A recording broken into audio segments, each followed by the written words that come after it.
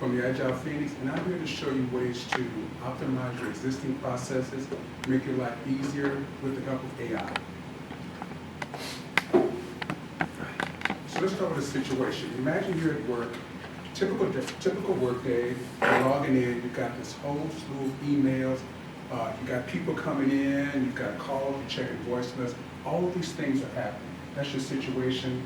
So of course you're overwhelmed. Your workflows haven't changed at all. You're still just trying to navigate from one instance to the next. And there's no real practical help unless you're literally handling the thing that's the loudest. Whatever's happening, the loudest is what you're really trying to react to. So no real workflows, no standardized process. Does that feel familiar from a situational standpoint? Yeah. Typical day. So what's broken? Tool overload. There's so many tools now. When you think about the AI space, there's so many things coming at us.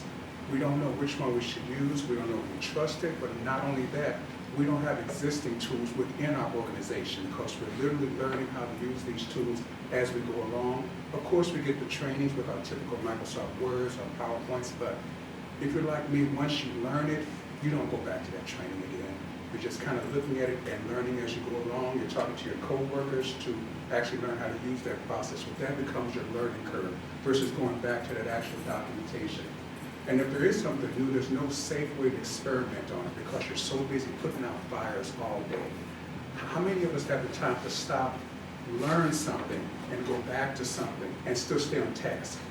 Because there's always things happening. So there's no safe way to experiment, apply, learn, reiterate, and then apply into some standardized operating process.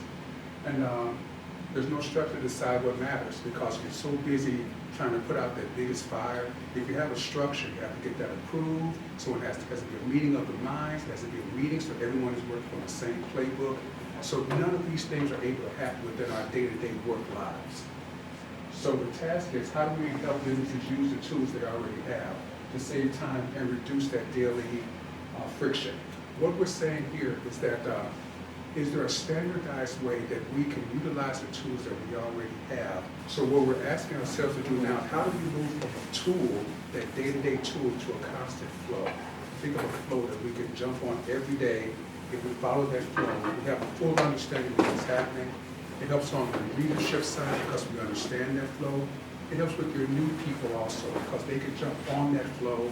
It helps with the people that are already there to understand the process. It's easier to explain it to them because they're part of the process already. And these are some of the typical flows. We talk about your emailing, your scheduling, marketing, reporting. These are some of the flows that exist from day to day. How do we take those tools and move them to an actual flow that's consistent, repeatable, verifiable, trackable, more importantly, learnable? This is where the Phoenix comes in. I'm James, I'm the Agile Phoenix, and we take that real AI capacity in-house, improve your workflows without new tools. What I do is I show you how to use that magic button up there called Copilot up there in the corner. So instead of using your Excel spreadsheets, you're going through your macros every day, you're typing these forms in Word, you can use Copilot and say, hey, take this, summarize this for me. And once I show you how to do these things, you can take a spreadsheet. Let's say you have your monthly spreadsheet. You can use Copilot to say, show me what I did last month, show me what I did same time last year, apply that to what I'm doing this month, project that out to what I'm going to do next month. So what are we hearing? Projections. Leadership loves that. We love that. It's sort of like think about your bills. Sometimes it's good to know what you're going to spend the following month based on what you spent in previous months. So Copilot helps you optimize your existing processes, and also it helps you work across applications. And think about it, if you think that through, how much time are we saving? How much time do we think we're actually using if we had to take a spreadsheet, look at it, write up a summary, figure it out, send an email, and then make a pitch or a presentation for leadership or presentation to your group later? How much time do you think that would take you? So what Copilot does, and part of what I do, is that once I look at your processes, I can give you back 4 to 5 hours just by what we just talked about. So you imagine just taking that process, using this button to understand the process, and it's learning from you. As you do it more, it learns more about your processes. You can train it to show you how you type, how you think. If you're working in an organizational standpoint, sometimes you have standardized documents, that standardized wording, standardized branding. You can load that into it, and it will start to use those words. So it helps to ensure that you stay on brand within legal compliances. So our model is very small. Discover, test, try, and build. That's how the Agile Phoenix is set up. And it looks this way. It's a 30-day sprint, and your week 1 is more as discovery week. That's why I come in and really sit down with the leadership side of the team and say, show me what you're doing. How you doing it? Show me how you're using this spreadsheet. You got this thing that you do every month.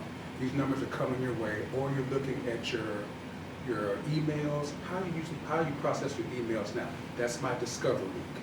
Show me what you're doing now. Next week is I take that back, I look at what you're doing, I develop prompts for that, and show you how to use those prompts in Copilot. So this is what you can do. You can tell Copilot, look at these emails, summarize and prioritize them for me. Tell me which ones have a sense of urgency, which ones have urgency around them. It will list those for you. We test that small, that's week 2. So I may take, depending on the guidance of the organization, they may have me with one person, it may be a group, but the goal is to test small. So what I'll do is I'll take this process that we talked about in week 1, apply to maybe one person's work, or maybe one computer's work, and then you see where the cracks are, where it needs to be worked on. Because a lot of times, with me not being part of the company, I'm going to look at that, and when you start to use it, you're going to say, well, this is not what I do here. It's kind of what I do, but it's not exactly what I do. That's what happens in week 2. I optimize that based on actually working with that person. That's what the test of small is. Small piece, one opportunity with one person or one group, test it, apply it, iterate it, and get it to a perspective that works for you. And then we try it live. That's when we put it out live, which might be a functional area, it might be a department, it may be 1 or 2 people, but it goes live in the sense that it's actually playing with your regular data. It's going out to your people, and then you're getting feedback from it. I'm getting feedback from it. So that's the live piece. And then we build it in. If it makes sense, if it's passed in week 3, then I've developed a standardized operating process for you. It's a one-pager. Shows you how to use that tool, that prompt, and Copilot.